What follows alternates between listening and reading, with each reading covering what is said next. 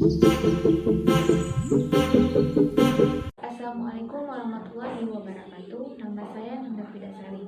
Kali ini saya akan mempresentasikan tugas dari MK Oceanografi, yaitu dengan tema anggur laut potensi dan pemanfaatannya. Selamat menyaksikan. Rumput laut itu tergolong ke dalam 3 kelas. Yang pertama ada Rhodophyceae, yaitu terdapat sekitar 450 jenis. Yang kedua ada Phaeophyceae, yaitu terdapat sekitar 135 jenis. Dan yang ketiga ada Chlorophyceae, yaitu terdapat 200 jenis. Rumput laut jenis Colerpa itu yang biasanya kita sebut dengan anggur laut.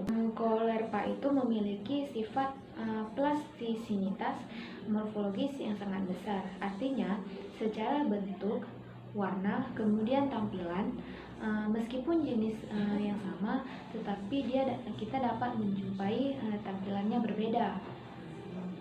Makanya dari itu kita perlu mengidentifikasi secara molekuler. Identifikasi secara molekuler dibutuhkan untuk melengkapi identifikasi spesies secara morfologis. Kemudian pada tahapan identifikasi itu terdapat 5 tahapan. Yang pertama, mengoleksi sampel. Dengan berbagai teknologi, kita hanya perlu mengambil sedikit sampel untuk analisis DNA. Yang kedua ada ekstraksi DNA dengan metode khusus. Yang ketiga ada analisis menggunakan PCR. Kemudian gel elektroforesis. Dan yang terakhir ada analisis sekuen yang digunakan untuk mendapatkan gambaran. Kemudian kandungan yang terdapat di dalam Colerpa ini diantaranya ada vitamin A, K, B1, B2, B12, dan masih banyak yang lainnya.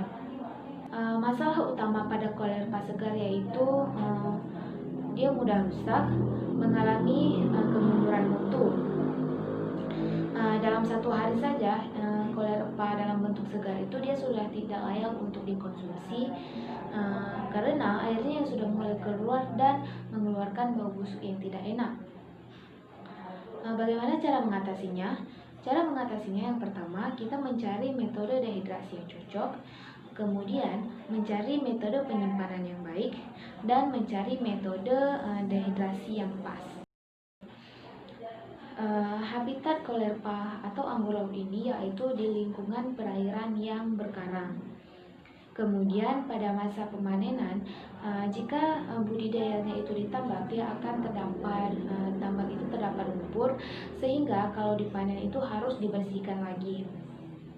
Kemudian pada tahapan pembersihan dari pembersihannya itu dilakukan dari karang pasir, siput laut, Colerpa yang sudah busuk atau lembek. Kemudian pencucian kembali Colerpa. Setelah pencucian terdapat Colerpa yang bersih. Kemudian ada cara pengawetan pada Colerpa. Colerpa yang sudah bersih tadi itu kemudian didehidrasi dengan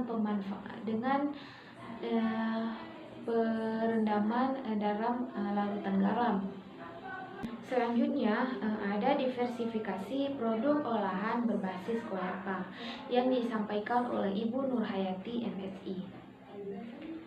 Di mana diversifikasi itu adalah penganekaragaman suatu produk untuk memperoleh produk baru dengan nilai ekonomis yang lebih tinggi.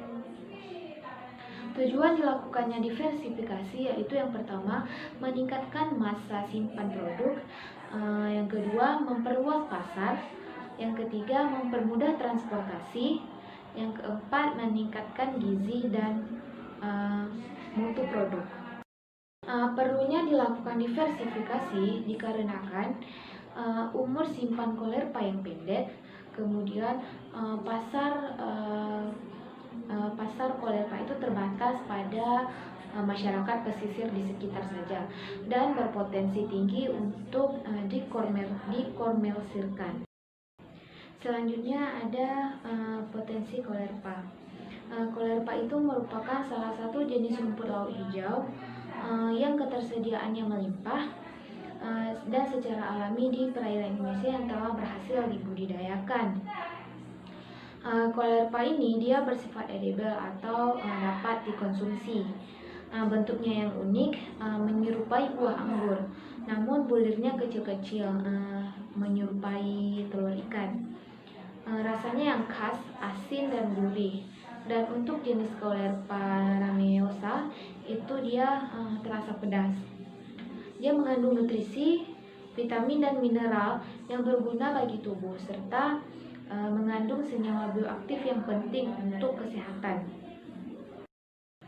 Kemudian ada olahan tradisional dari Colerpa. Colerpa ini dia sudah banyak dijual di pasar tradisional. Biasanya masyarakat di sana itu mengolahnya menjadi lauk seperti urap untuk tambahan makanan di pelengkap nasi. Ada juga dimakan dengan cara mencocolnya dengan sambal asam. Kemudian dia biasanya dijual dalam bentuk segar itu hanya untuk masyarakat yang berada di sekitar budidaya Colerpa itu atau di daerah yang di dekat-dekat budidaya Colerpa itu. Untuk mengatasi daya simpan Colerpa ini sendiri sangat singkat, bisa diolah menjadi produk rehidrasi Colerpa atau rumput laut kering. Pengolahannya yaitu dengan menggunakan perendaman dalam garam jenuh.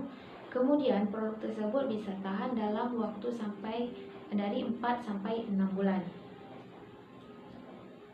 Dan aman untuk dijual di dalam jangka waktu yang cukup lama dan bisa disebarluaskan ke berbagai pelosok Indonesia. Selain diolah menjadi produk dehidrasi Colerpa, ternyata dia bisa juga diolah menjadi produk pangan seperti biskuit dari Colerpa latinifera dan produk berbahan lotoh seperti kerupuk.